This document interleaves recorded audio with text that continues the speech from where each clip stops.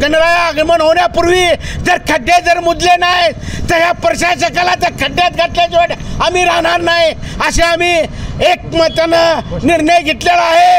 आणि ह्यामधून ह्या प्रशासकाला डोळे उघडण्यासाठी गणरायानं सुद्धा बुद्धी द्यायला पाहिजे आणि एक आगमन होण्यापूर्वीच खड्डे मुजले पाहिजेत। आला श्रावण श्रावण दारी हिरवाईचं तोरण। व्रतवैकल्याचा हा श्रावण गोकुळच्या श्रीखंड आणि बासुंदीने आणखी मधुर करूया।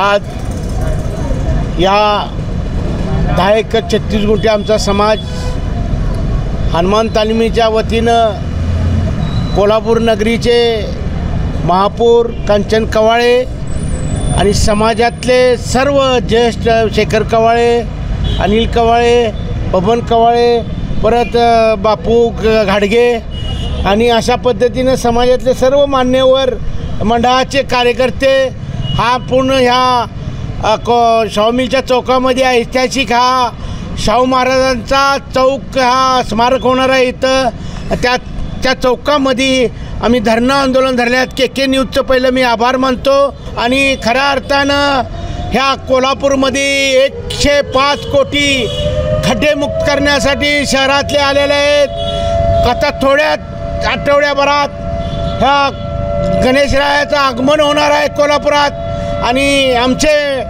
नेते बंटी साहेब, राज्यमंत्री माजी यांनी स्वतः भेट घेऊन आणि जयश्री वहिनीताई आमदार आणि ऋतुराज पाटील आमदार यांनी सर्वांनी जाऊन ज्येष्ठ कार्यकर्त्यांनी सर्वांनी जाऊन त्यांना विचारलं होतं खड्डेमुक्त कधी होणार।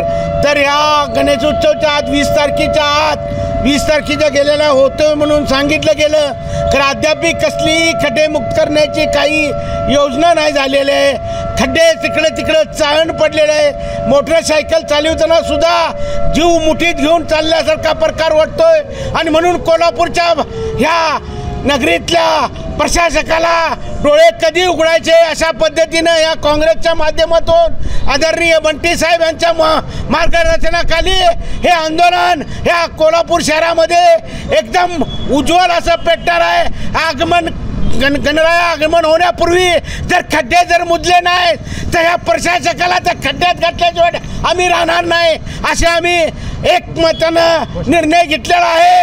आणि ह्यामधून ह्या प्रशासकाला डोळे उघडण्यासाठी गणरायानं सुद्धा बुद्धी द्यायला पाहिजे आणि एक आगमन होण्यापूर्वीच खड्डे मुजले पाहिजेत एवढी आमची अपेक्षा आहे।